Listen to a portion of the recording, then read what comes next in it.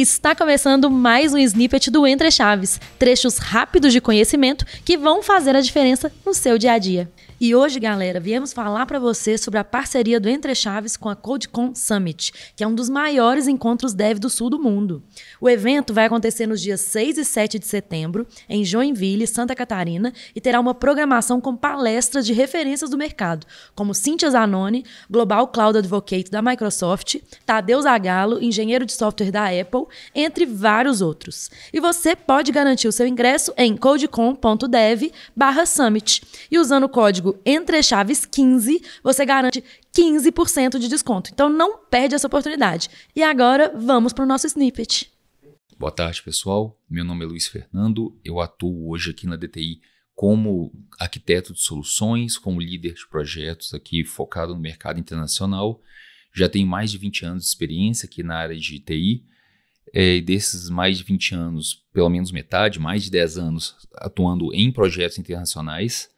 E dos mais diversos tipos, né? Projetos de grande porte, de menor porte, em grandes corporações, em vários tipos de tecnologia, .NET, Java, Full Stack e por aí vai.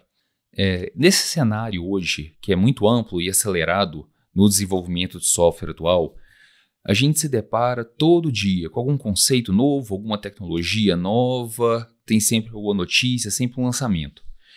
E isso acaba facilitando e incentivando que as pessoas mergulhem sempre nessas novidades, às vezes por necessidade, outras por curiosidade, e é sempre um framework novo, um componente novo, um paradigma novo. Com isso, cada vez mais eu percebo discussões onde as pessoas estão sempre querendo focar em microserviços, orientação a eventos, computação serverless.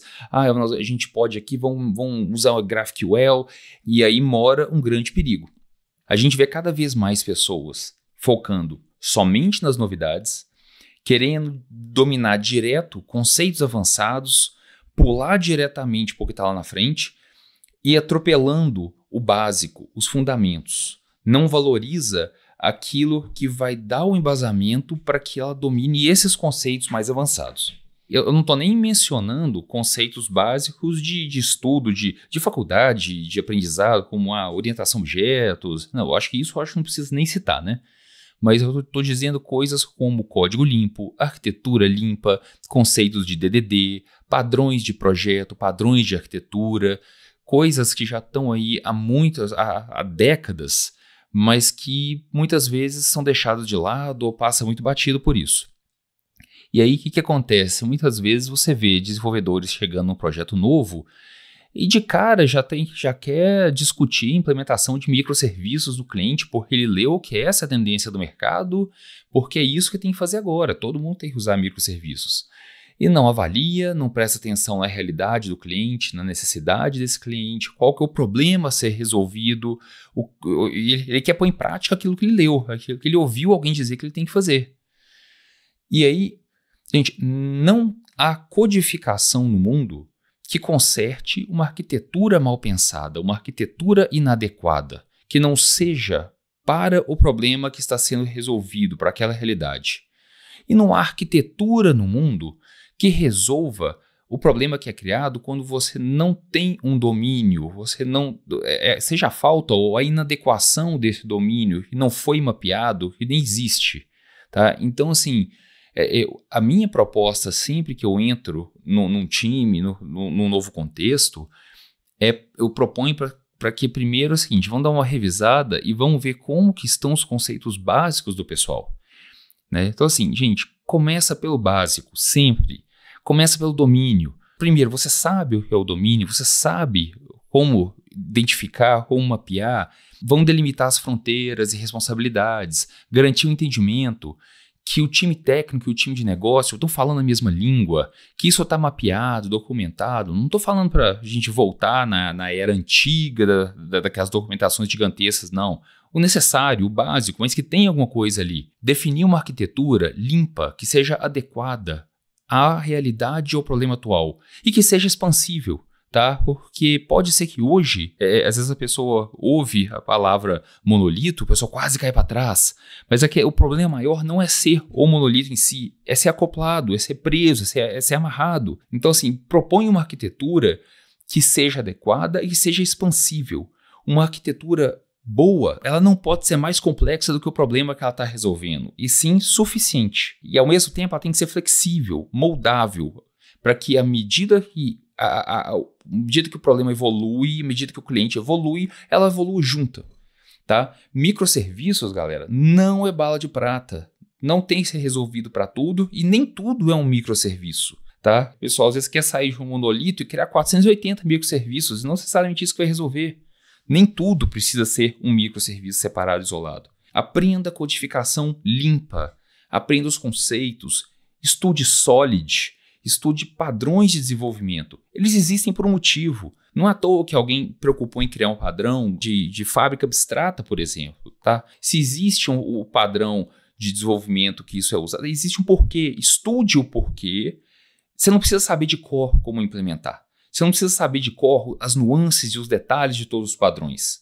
Estude quais existem, para que eles servem e quais problemas eles resolvem. Se algum dia você se deparar com esse problema, você vai lembrar, eu lembro que tem um padrão para isso aqui. Você revisita o padrão, lembra qual que é a implementação dele e faz. Você não precisa saber de cor, gente. O Google está aí para isso. E aí só depois disso você dá um passo à frente. Só depois que você entendeu isso, né? Pensou no domínio, pensou na arquitetura, tá, tem os conceitos em mente, o Solid, os padrões de desenvolvimento, aí você dá um passo à frente. E para aqueles que já deram esse passo à frente, que já têm experiência para isso, tira um tempo de vez em quando para dar aquela revisada, nem que seja com a corrida de olho no assunto e tal.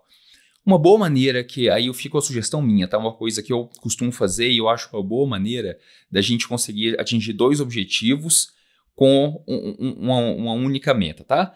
É o famoso grupo de estudo. O que a gente chama aqui dentro da DTI muito, que a gente faz muito, é o Learning Loop. Que a gente define um tema, um livro, né, forma um grupo de estudo, seja semanal ou seja quinzenal, define ali e vai estudando.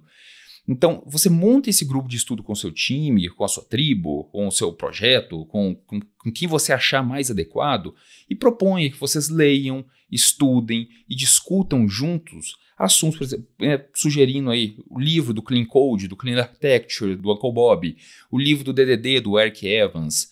Aí vocês vão evoluindo, passa por um Martin Fowler e vai cada vez mais. Agora, beleza, agora a gente já dominou padrões de projeto, já dominou arquitetura, tanto arquitetura de software, arquitetura de soluções. E aí, depois disso, você vai começando a pegar tópicos mais avançados. Agora nós vamos propor o grupo de estudos, nós vamos realmente estudar sobre microserviços. Agora nós vamos estudar sobre arquiteturas orientadas a evento, nós vamos estudar funcionamento de barramentos, de filas, de tudo mais. Mas por quê? Primeiro passou por esse básico. E essa é uma ótima maneira de quem já tem mais experiência nunca se afastar desses conceitos, deixá-los sempre fresco na memória, sempre ali na mente. E, além disso, utilizar dessa experiência para contribuir com todo mundo à sua volta, para garantir que o seu time também esteja alinhado com isso, tá? Então, eu acho uma ótima maneira que a gente tem.